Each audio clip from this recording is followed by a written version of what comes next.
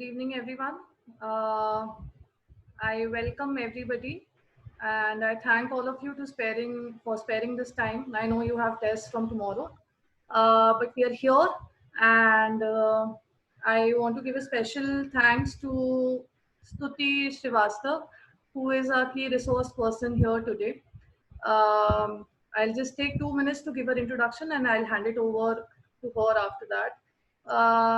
Stuti has been a very close friend of mine, a senior, and she has actually been one of the few people who have taught me everything that I learned in law school. Um, and right now, she is working as an associate corporate counsel in Wipro Limited, New Delhi.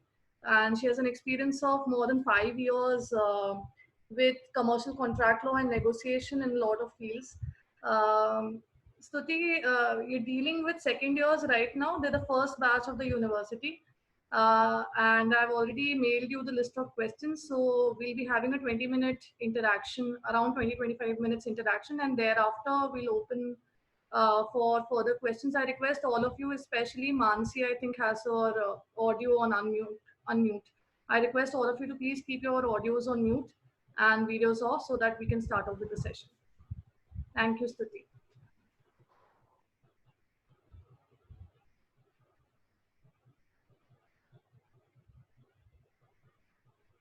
Stuti, you can. Thanks, Shrishti. Should we start?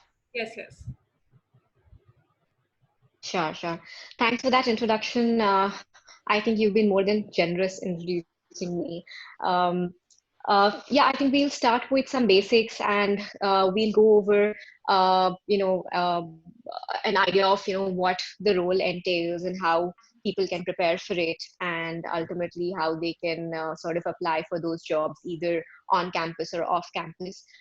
If they have any questions, like you mentioned, they can come up with those after we're done talking about these things. So I think I'll just start with the basics. The first thing that, what exactly is an in-house counsel, a corporate legal advisor, and how is the role different from a lawyer in a law firm?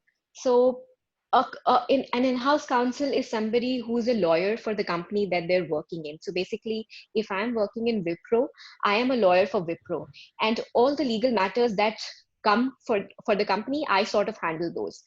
As compared to a person in a law firm, it is different, because in a law firm, you will have multiple clients, which may be a lot of MNCs, which may be governments, etc., and you will be servicing those.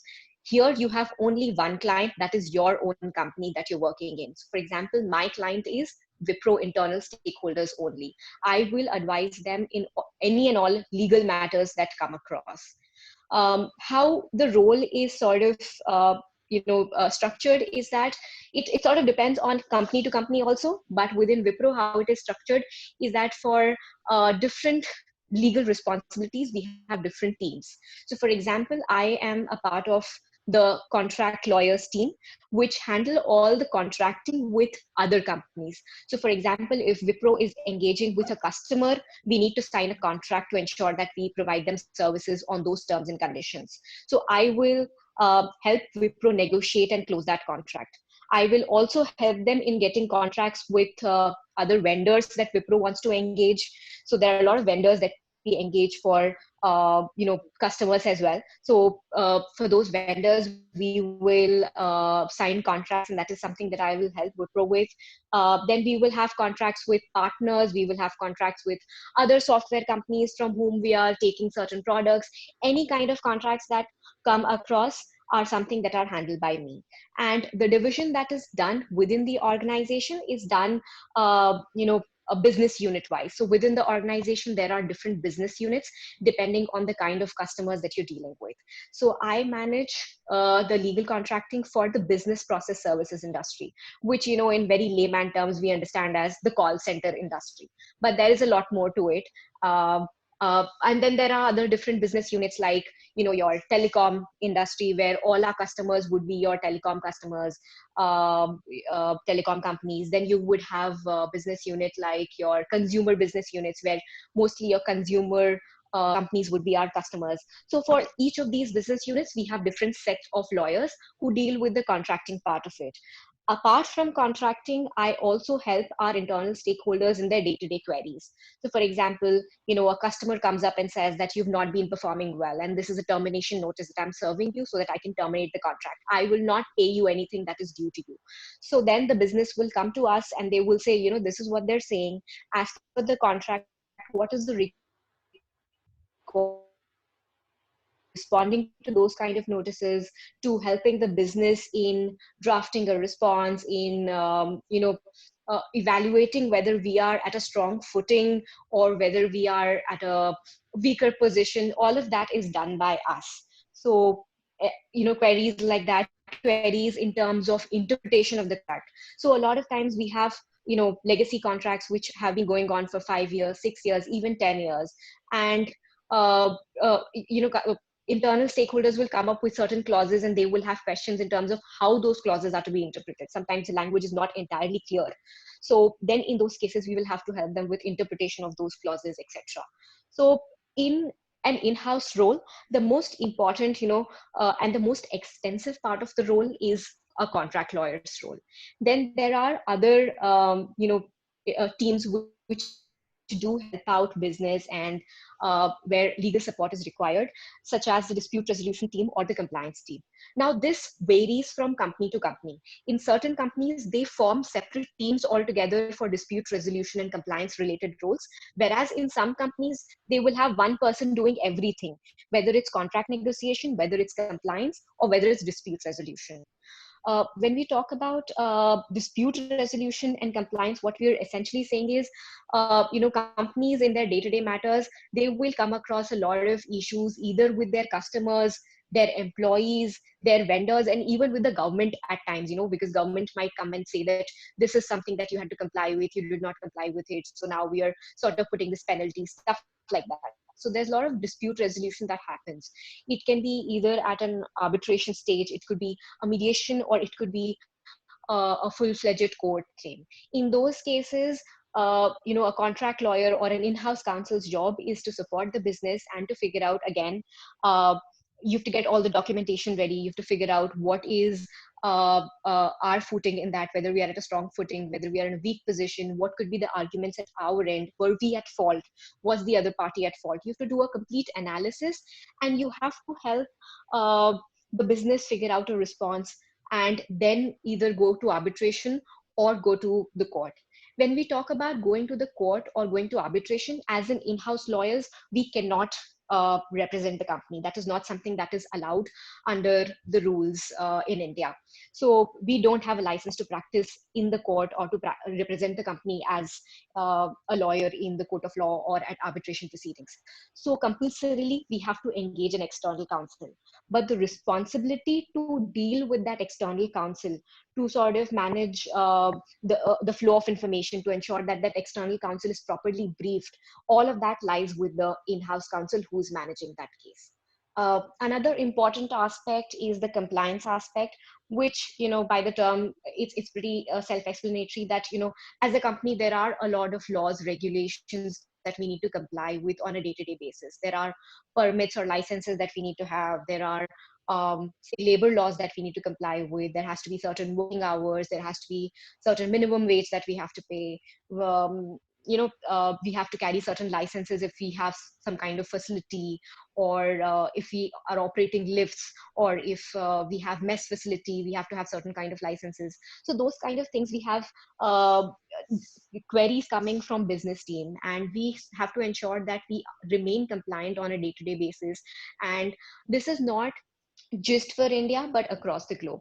So for all of these three aspects, when we talk about either contract negotiation, when we talk about dispute resolution, and when we talk about regulatory or legal compliance, all of these three things will happen across the globe. This is another point of contrast with the role that we essentially see in a law firm. When we are in a law firm, we are engaged by companies, we are engaged by our clients to advise from a local laws perspective. So if I'm working in a law firm in India, I will be advising from an Indian laws perspective only. Whereas when we're working as an in-house counsel, our role is very diversified. So when we do contract negotiations, we do negotiation with German companies, Australian companies, US-based companies. We have to ensure that we have at least, a overview of the general compliance requirements of these countries as they're applicable to, Wipro as an IT service provider. Similarly, for dispute resolution also, since Wipro is a multinational organization, you have disputes across the globe. You have court claims across the globe.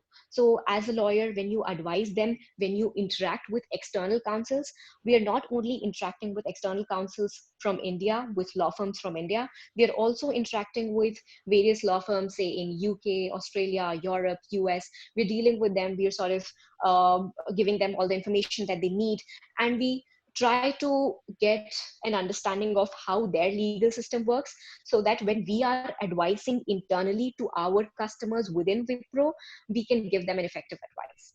Similarly, for compliance requirements also, we need to have an overview or knowledge of the legal system from across the globe.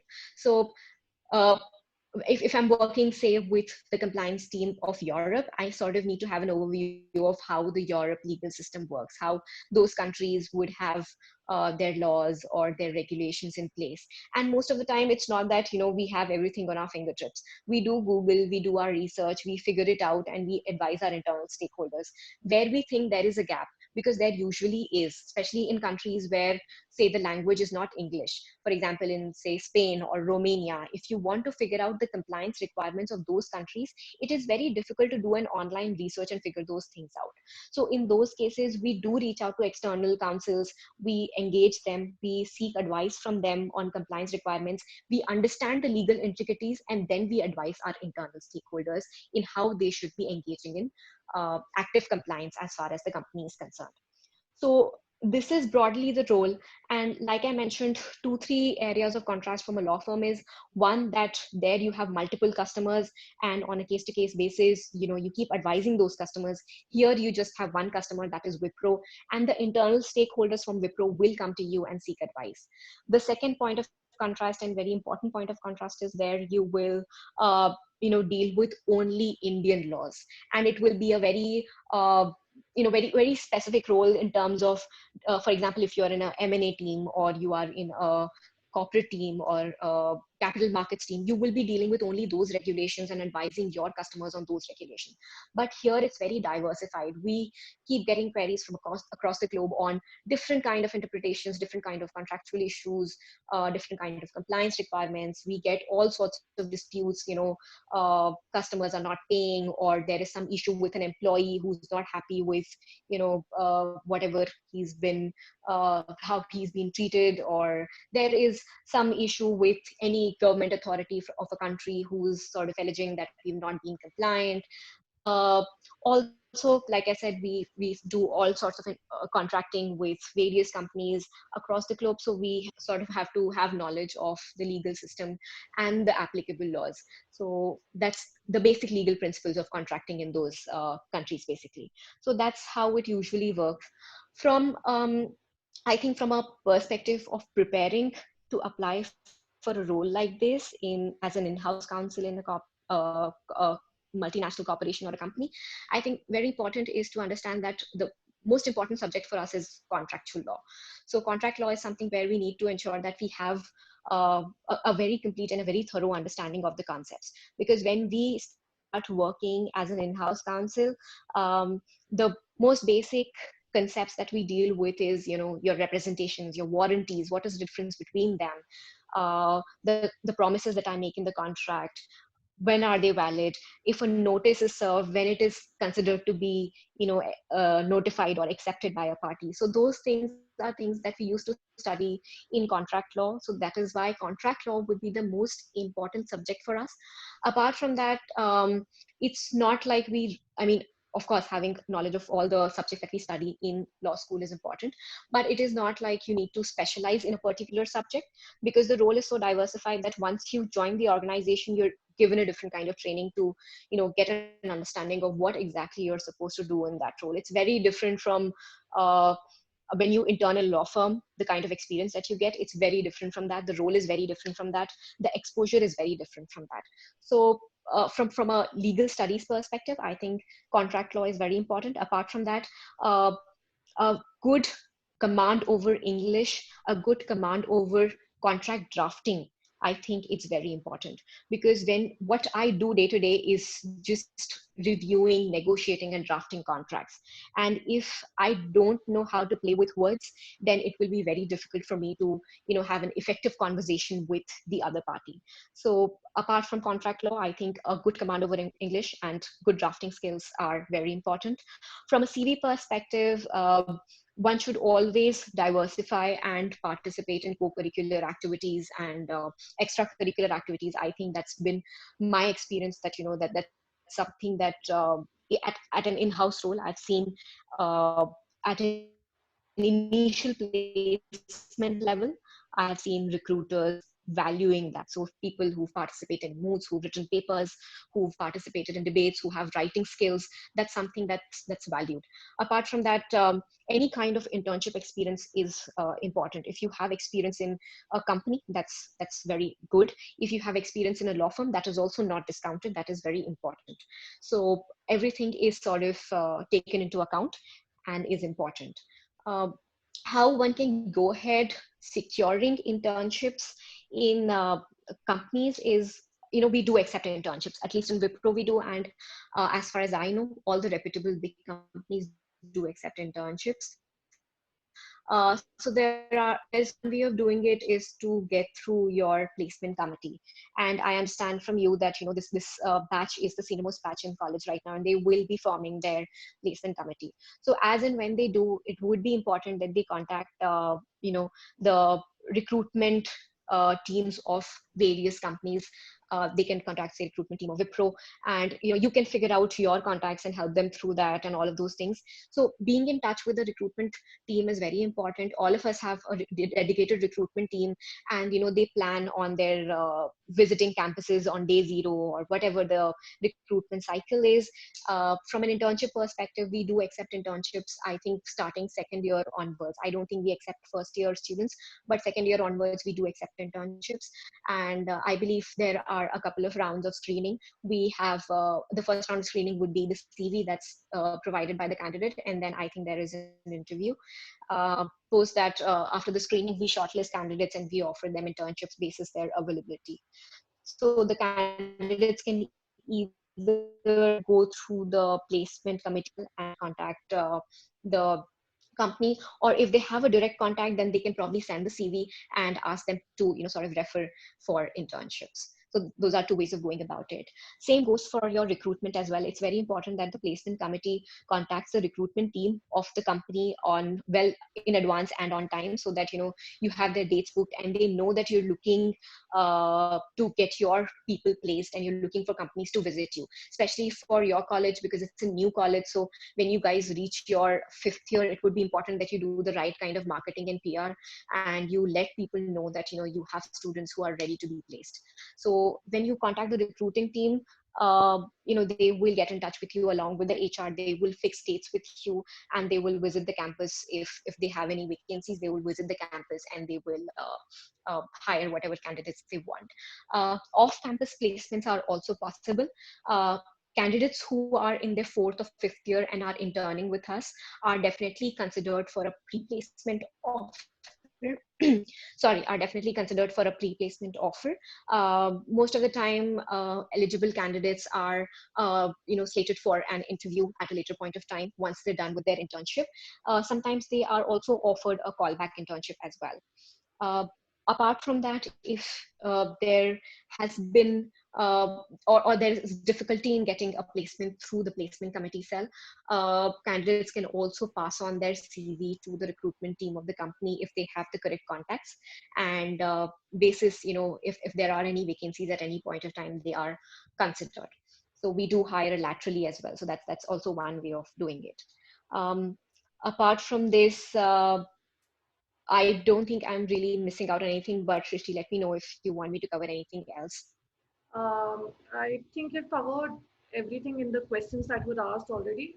We'll ask if there are any further questions. Guys, if you Sure. have any questions, you can unmute your microphone and you can ask right now.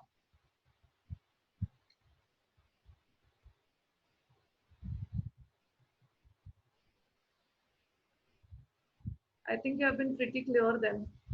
Any questions, guys? All right, we'll wait out for 2 more minutes. Otherwise, if there are no more questions, we'll wrap up after this. I think one very important thing that they're missing on, since I told you before also, and a lot of them keep asking me the same thing, but because I did not go for placements, I did not really worry about that when I was in the university. Is how do they? You said that if they have the right contacts, they can reach out to the contacts apart from the placement coordination committee also. But how do they build these contacts since they're in first or second year? How does that happen since they do not have alumni to pass that off to them? So can you suggest anything for that? Right. So I think there are two, three ways of doing it. One would be, you guys, the professors who've, graduated and who have contacts and an alumni base of your own universities. Maybe you can reach out to them and sort of connect them with the right people. I think that's one way of doing it. And as I think professors, that's I think one thing that you can help them with and guide them with. Second, and I think very important these days, is social media. I mean, that's a very good way of contacting with people, and especially LinkedIn is very effective. Once these guys reach their fifth year, they should make a good and a professional profile on LinkedIn and try to reach out to people and see, because you just have to try. It's not that if somebody you try to reach out to, they're not responding and then you give it up. That's not how it works. You have to try to reach out to people. You have to tell them, like I said, you have to do the right kind of marketing and PR. So you try reaching out to people, you try telling them about your university, the fact that you guys are up for placements through LinkedIn and through social media as well. And that ways maybe you will be able to get in touch with alumnus of other university who are working in companies, law firms, other places, practicing with senior advocates, wherever you guys want to get placed. So I think that would be a very good way of doing it. All right. Also, are there inter-city or inter-departmental transfers possible? For example, you got assigned with contract drafting and negotiation. But what if you're not really happy with the team or you want to switch the city in the same company though? Would that be possible? So it depends. Like I said, the entire structure of how the team is defined differs from a company to company. So in Wipro, we do have separate dedicated teams for dispute resolution, compliance, and contract negotiations. And I have worked in all three of them in my tenure. So yes, it is possible to switch from one team to the other. But again, it would depend on how flexible your company is. At least in Wipro and the companies that I know of, they are accommodative and they want their lawyers to get all sorts of experience. So if you're working in one team and you later realize that you want to get a flavor of a different kind of work, mostly depending on the vacancy and the kind of workload that you're handling, people are receptive and they're approachable and they do help you out with that.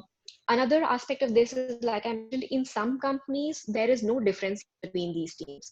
They just have one team and say they will probably divide it geography wise. So they will have 5 people for US, 5 people for Asia. But those people would be doing everything, whether it's disputes, compliance, contract negotiation. So that differentiation would not be there. As far as intercity transfers are concerned, that completely depends on the company that you're joining and where their legal teams are based. So for Wipro, we have the main team based in Bangalore and we have a smaller team in Delhi NCR. So when they hire, their first preference is to have people in Bangalore. Very few people, depending on their needs, or if it's a very typical condition, they might want to hire in Delhi or shift somebody to Delhi. But their primary preference is to have people in Bangalore because the entire team sits out of Bangalore. And then we have certain lawyers who are posted elsewhere across the globe. We have some people in US, some people in Europe, some people in Australia, like that. But the primary office is in Bangalore. So it depends on the company that you're joining. If they have multiple headquarters where their legal teams are sitting, they might be flexible. If say for example, a lot of companies these days, most of their main legal team either sits out of Bangalore or Bombay or Gurgaon. So then you might not have so much of flexibility. For example, you talk about Amazon. Amazon has some team sitting out of Gurgaon and some team sitting out of Bangalore. So you might only have the option of these two places. So it depends on the company that you're joining and where their teams are based. Most of the time, they are accommodative and they do understand your, if you have genuine issues.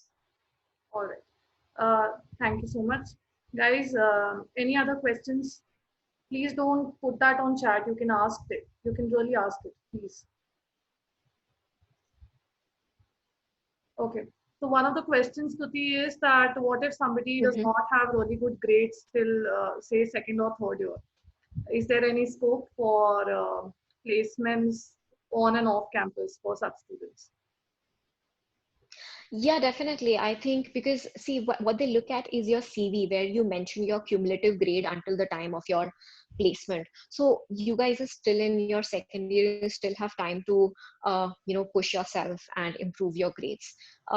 So that your cumulative that you mentioned in your CV looks good and come across as someone who's been doing well throughout their tenure in law school. So it's not like that first year, because first year a lot of people find it difficult because as compared to engineering or medical, law school is very different from what all we used to study in school. So a lot of times people find it difficult in the first year to get a hang of how to study or how to write answers or how to get good grades. So I think it's okay to explore in the first year and get your footing. But once you do that, it is important that you try and get good grades. And like I said, most companies that I have come across don't just look at the fact that you are the topper of your class. I have had that experience with law firms, but with companies I don't think so. They look at you as a complete package, and they want to know that you have a good understanding, you have a good command over your language, you have a good understanding of the legal principles, and you have good people management skills, you can work under pressure and things like that. So as long as you can demonstrate that and you can show that just because you were not doing well in your first year does not mean that you were slagging off the rest of the years. You did pull your socks up and you did improve your scores. I don't think it's going to harm you. You can always show that in your interview. You can always you'll always have time to demonstrate that. All right. Any other question, guys?